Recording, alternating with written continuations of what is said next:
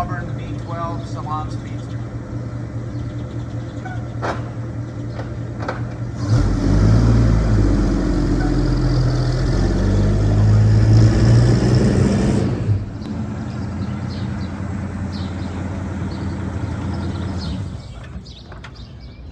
I've been infatuated with cars as long as I can remember. Been working on them pretty much my whole life. My favorite part of having a car in a car show is having a spectator walk up, looking at the car, and then they spontaneously begin asking questions. And the more of the story I share and the details I share, the more enthused they become. It's a real personal connection that enriches us both. So in my previous video, I talked about having this car in the Amelia Island Concours d'Elegance in Florida. So today, I want to introduce you to the details of the car and how I came to own it. I'll do my best to keep it brief, but the story actually begins long before I was born. Not long after World War II, my father discovered the Auburn automobile. He was a machinist by trade and extremely frugal. Okay, downright cheap. He loved the Auburn for its solid build quality, performance, and especially its price. It was an inexpensive luxury car in the 1930s, but by the early 50s they could be had for little more than scrap price. In a short period of time, despite having very little money, he had accumulated an 8-cylinder Speedster and 3 V12 sedans. He loved to tell us the story of buying one of the sedans. Apparently its previous owner lived near a Navy base. One day they were out painting an airplane, and the guy, who had had several drinks for lunch, said, "Paint my car too." So they turned around and within a few minutes shot the entire car navy gray. He wiped off the windshield with some newspaper and drove it home. Naturally, my father was able to get the car for a real bargain and immediately began stripping the gray paint off the chrome in the windows. It was in this car, the old Ghost, that he took my future mother for a ride at over 100 miles an hour. She married him anyway. My brother, several years older than I, remembers helping Dad cut the body off the Speedster and dumping the worn-out 8-cylinder chassis in a ravine somewhere. My father converted one of the V12 sedans into a truck, thus beginning his small trucking business that he would operate well into his 80s. Throughout my childhood, my father dreamed of putting that Speedster body on one of the V12 chassis and once again driving it around. But eventually he realized that would never come to pass. I helped him liquidate all his Auburn stuff around 1980. But the cars remained part of my childhood and identity. I remember seeing a V12 Speedster in the Hera collection when I was 17 and thinking, wow, that's what they look like restored. The car is still in Reno, and I saw it again last year. When I turned 60, my wife and I decided to shift some of our savings into classic cars. First, I bought an 8-cylinder Auburn and then a V12, but came to realize that a Speedster was needed to fulfill my Auburn legacy. We're not mega rich, but quickly learned that classic cars were a much more fun investment than just a 401k. This Speedster showed up at an auction in Pennsylvania in 2023. Restored as a Speedster with desirable salon appointments, including the bow tie front bumper and sweeping front fenders with chrome trim. Presented in a metallic blue over a silver hood, this is a beautiful Auburn, Lot 251, the 1933 Auburn Speedster. I couldn't believe it when the agent on the phone told me I had won the car with a bid that was within our limit. When it finally arrived at my shop in Central California, the truck driver asked me how long I'd wanted one. "Only 60 years, I said, and then he gave me a big hug. In 1957, a charter member of the Auburn Cord Duesenberg Club set out to restore a Salon 12 Speedster. So please see my previous video for details on the difference between a Salon Auburn and a regular Auburn. You see, by 1933, Auburn offered 3 trim levels: Standard, Custom, and Salon, all available in 8-cylinder or 12-cylinder.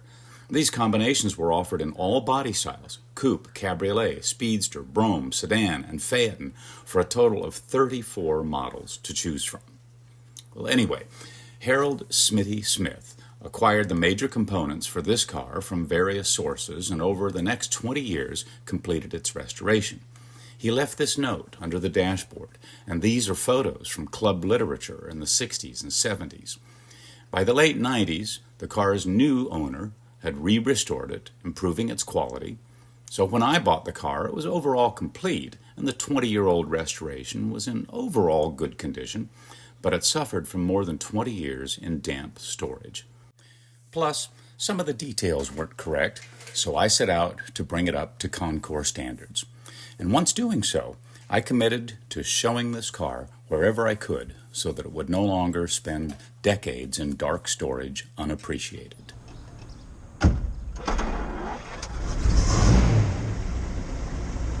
Well, I think it's time we go for a ride. When people say these cars were great to drive, it's in comparison to other cars of the era. It's not really fair to compare a modern car with a 90-year-old car. But for its day, Auburns were quiet and smooth and technologically advanced. For instance, if I take my foot off the gas, I coast because right now it's in freewheeling. That's that little gear shift right there. People were into coasting to save gas, but primarily it was to help shift from second to third or third to second without using the clutch, and also for the two-speed rear end. Two-speed rear end was a tremendous advancement in 1932.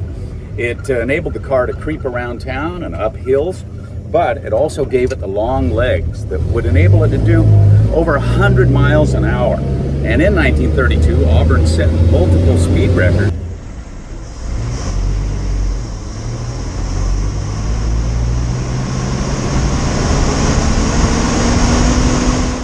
By this time, Auburn began incorporating a lot of race technology brought in by the Duesenberg brothers, who did really well in the Indy 500. For instance, the knockoff wheels, one big nut, you can change the tire very quickly. The tapered tail, of course, would keep drivers from behind from drafting. And later, other Auburns would have superchargers and tachometers. Another is this exhaust cutout that would open the exhaust for more horsepower.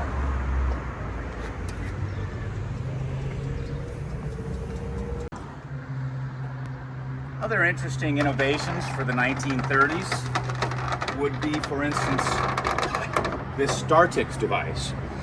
It's a series of relays where if the engine dies and the key is on, the car will restart itself. Watch. I'll just turn the key. And that way, if for instance you're on a railroad track and the car dies and your hands are busy with the gear shift, the choke, and the brake lever, you don't have to worry about turning the key. The car will restart itself.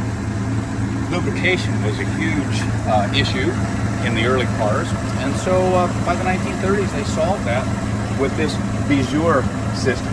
My father called it a Bijur. But anyway, it's a little vacuum pump that pumps thin grease through copper tubing to all major lubrication points of the car. Kingpins, spring shackles, throwout area. So these speedsters were really impractical even when they were new. Look at this, the entire back half of the car is really wasted space. All you get is this little golf club door to access it. If something were to roll all the way to the back, you'd have to send in a small child to get it because that's the only access to that.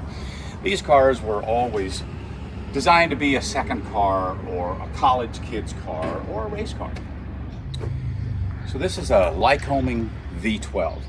Lycoming made engines for a lot of applications, but they were very robust. Actually more of an industrial engine or a truck engine. It's a V, a narrow V with a single overhead cam, and the valves are actually in horizontally. Lots of cylinders and almost 400 cubic inches, but low compression. So they were a real good pulling motor that would last forever.